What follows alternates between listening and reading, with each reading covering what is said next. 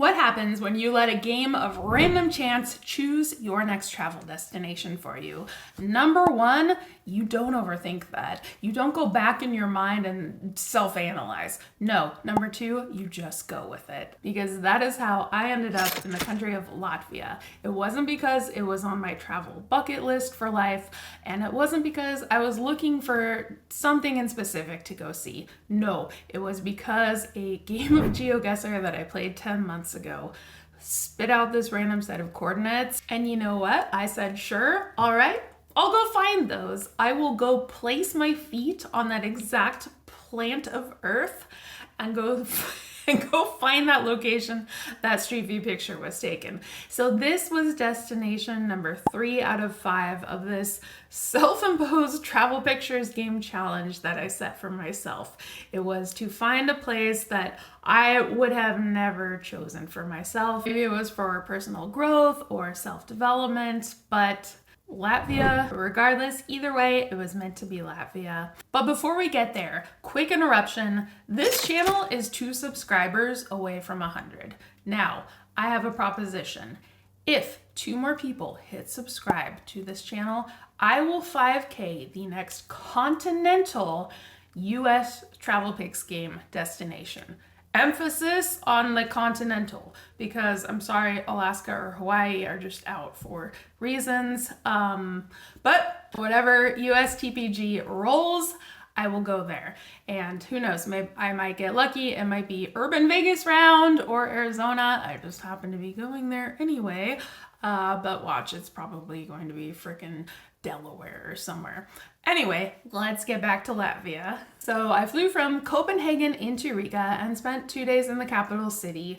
Honestly, I loved it way more than I expected to. Now, Riga has this quiet self-assurance, like it doesn't care if you are impressed by it. It is not trying to be anyone's favorite city, and maybe that's why it really works as an amazing travel destination. All the buildings are classically European in style. They look like they've been painted out of oil pastels, and the coffee in Riga, oh my gosh, it's way too good for how casual everyone acts about it. The first thing I think that really came to life for me about solo traveling in October is that I went during shoulder season.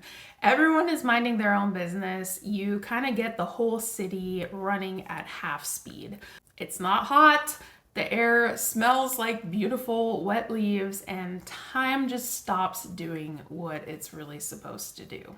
Traveling solo in shoulder season changes your whole travel plans and how you move. You really stop rushing because you don't have anywhere to be in specific. That helped me understand how to get to my next stop of Ventspils on the Baltic.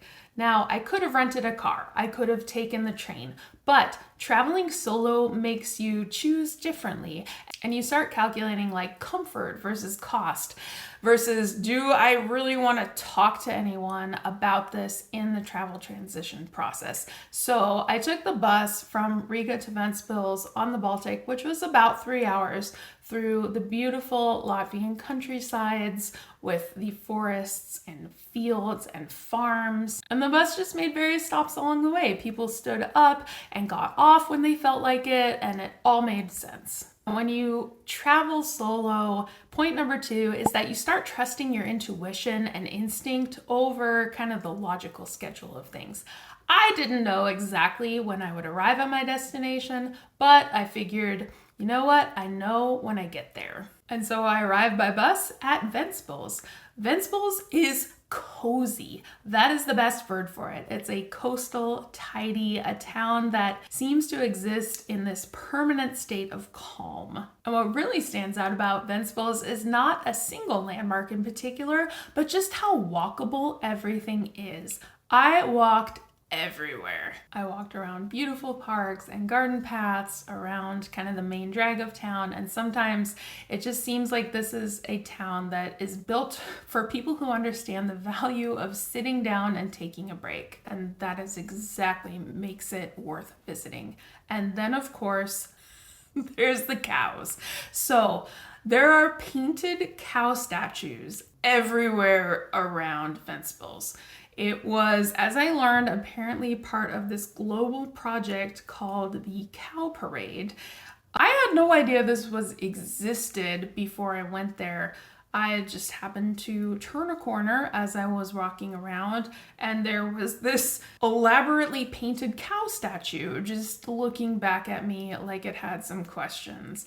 So there's a cow that's painted in flowers, there's police cow, there is big blue Baltic cow that is right on the coastline. It's almost like this surrealist experiment escaped a museum, but because of Cow Parade, you can find all these really cool statues scattered throughout the town. Now, the guest house I stayed at was super accommodating, cozy. I might have only been one of 2 people there. And really, when you are traveling solo, comfort just stops being about the amenities. It really becomes about feeling like this place that you have that is yours for the night. It is entirely just yours, comfortable. You don't have to worry about neighbor noise. Love traveling during shoulder season and finding well-priced and budgeted accommodations.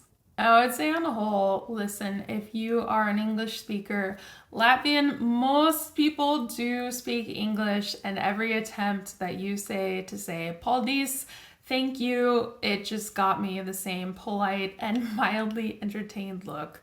There wasn't any mockery to it, just a kind of Latvian acknowledgement that said, good effort, nice try. But even just making that attempt at connection will get you pretty far. So by the end of my time in Ventspils, I did manage to grab a ride to the initial target coordinates that I found. It wasn't anything amazing or spectacular. There was just a forested road. That was the whole reason that I came to this place, and it felt yet at the same time somewhat familiar, but also exciting. This was the photo from Google Street View that started this whole journey for me. Something that I would say that I really liked about going to Western Latvia this time of year was just getting to see the fall foliage and colors starting to turn. You know, it's nothing special, and you can see that in any part of the world, but something about this just made it weirdly beautiful to chasing this something specific which had meaning for me, but here I am in this transition and getting to experience all the culture and language and friendly, amazing, hospitable Latvian people, not only in Ventspils or Riga, but just the country overall. And that reminded me, like, when you're solo traveling, not everything has to be this monumental, memorable moment. Sometimes you're gonna find yourself on the quiet countryside in chilly weather and reminding yourself that, you know what? Hey, I'm fine, I'm on my own, but I have so much freedom. And this is a good feeling. So that was Latvia, shoulder season, long walks, benches on the Baltic, really freaking good coffee, and painted towns in beautiful Baltic West Coast. That was mine for a couple days. I loved it, highly recommend. Thanks so much for watching. That's my reflections on Latvia. Stay tuned. I've got another video coming up very shortly about my next European country destination, which had a very different vibe, but equally just as loved. So yeah, I will see you soon with the next travel vlog in this series. Remember to hit subscribe and check out Chicago Geographer Travel Pictures game. It's so much fun. Thanks for watching. I'll see you next time.